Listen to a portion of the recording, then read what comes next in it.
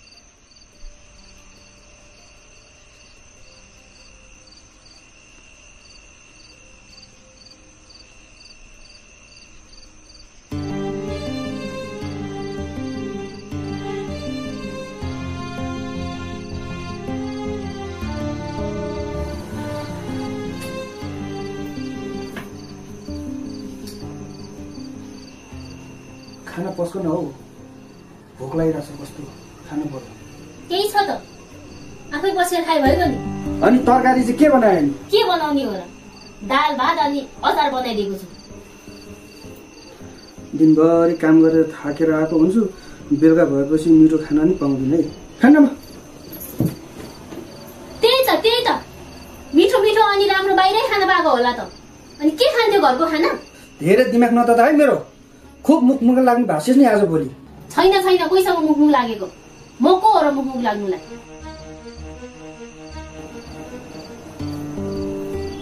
ला हेर त, मैले तेरो लागि के ल्याइदिएको छु। पत्ती निभाउनु भने मलाई निन्द्रा लाग्छ, सुत्नु पर्यो। जबसम्म तैँले यो हेरिदिनस् म पत्ती निभाउँदिन। हेरिदिनु भनेपछि सुन्नु भएन?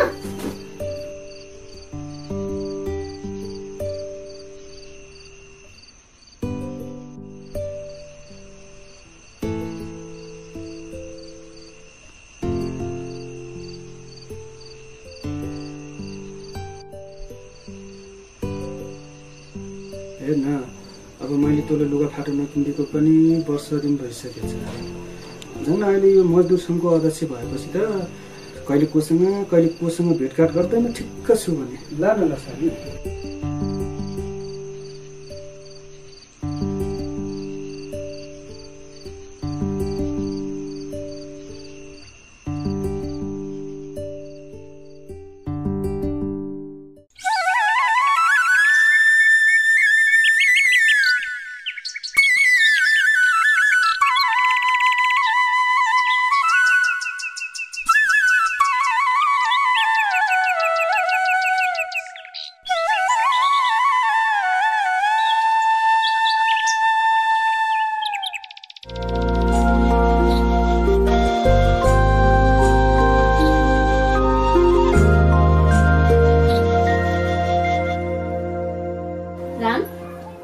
हेर्नु त, मलाई यो साडीमा कस्तो देखेको छ? त्यसै भनेको होइन नि, तिमी केटीहरूको दिमाग घुँडामा हुन्छ भनेर। नयाँ लुगा ल्याउनु पाएन, लगाइहाल्नुपर्छ। तीज आउँदैछ, दसैँ आउँदैछ। लाउनु परेको छैन मलाई तपाईँले ल्याएको साडी। ल ठिक छ, राम्रो देखेको छ। तँलाई जिस्किनु पनि हुँदैन है। ल अब अफिस पनि आज चाँडै जानु छ। अफिसमा हाकिमहरू आउनु कुरा छ क्या अरे।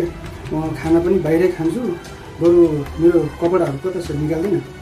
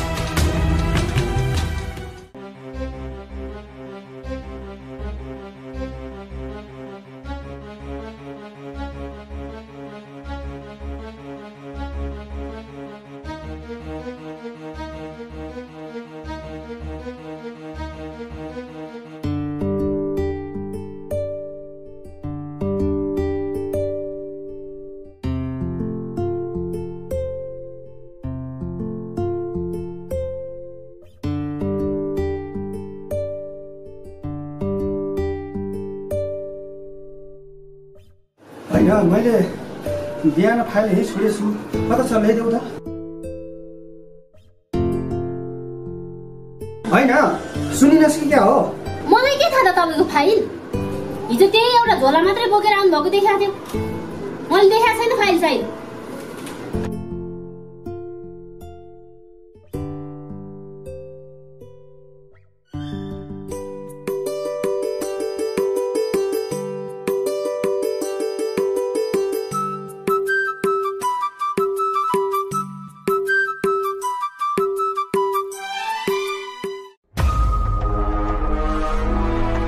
राम तपाईँको यति राम्रो बुढी रहेछ त मलाई किन भन्नु भएन बुढी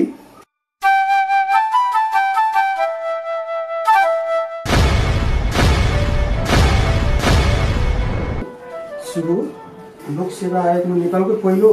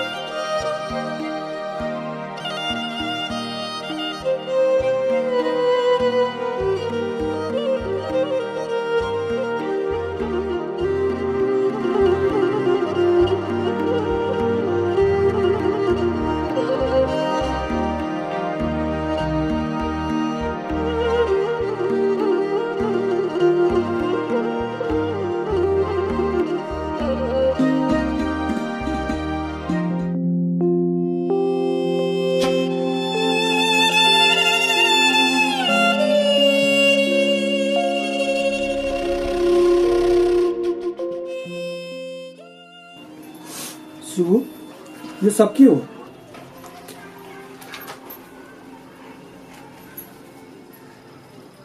राम सुन्नुहोस् न तपाईँले एउटा कुरा भन्नुहुन्छ हाम्रो बिहे हुँदाखेरि म 12 पास थिएँ मैले कलेज भर्ना गरिसकेको थिएँ तब मलाई मेरो आमाले के भन्नुभयो थाहा छ तेरा लोग्नेले कुनै दिन माया गरेर सोधिहाल्यो भने पनि उसलाई नभन्नु कि तँ भन्दा धेरै पढी लेखेको छेस् भनेर किनकि तेरो लोग्ने 10 फेल भएको मान्छे हो उसले सहन सक्दैन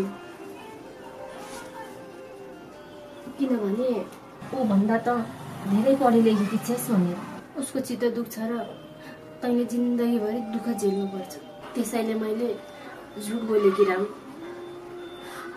6मा फेल भएर मैले पढाइ छोडेँ कि भनेर मलाई त थाहा थिएन नि तपाईँलाई पढी लेखेको केटी मनपर्छ भनेर त्यसैले मैले पढाइ पुरा गरेर धेरै मेहनत गरेर पढेँ तर पत्रिकामा फोटो छापिन्छ भने मैले सोचेको नै थिएन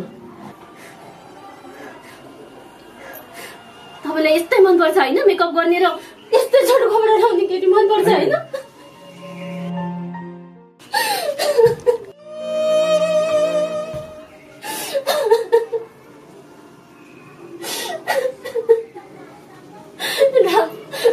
हात जोड्छु मेरो शरीर मलाई एक्लो कहिले नबनाउनु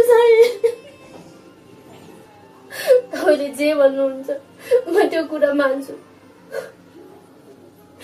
तपाईँको कुरा कहिले म काट्दिनँ हामीलाई छोडेर नजानुहोस् न राम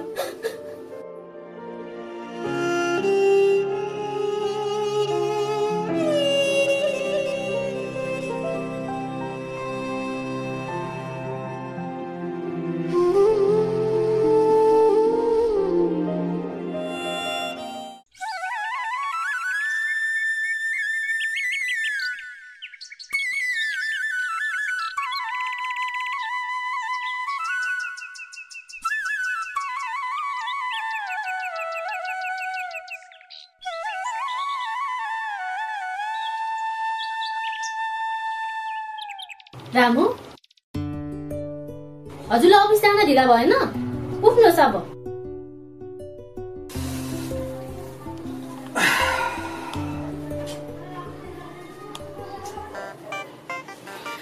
त्यो काम मैले छोडिसकेँ। काम छोड्नु भयो रे? होइन के भन्नुहुन्छ? काम छोडेर यो सहरमा चाहिँ कसरी बस्ने हामी? जब मेरो बुढीलाई चिन्न त यत्रो समय लाग्यो भनेपछि मेरो परिवारलाई जसरी पनि पाल्छु, बच्चालाई पनि पढाउँछु, भयो? त्यसो नभन्नु न राम। बुढी हेर, मैले त्यो माथिको जग्गा भाडामा लिएको छु। अब त्यहाँ गएर मजासँगले खेती किसानी गरेर दुईजना सँगै बस्नुपर्छ।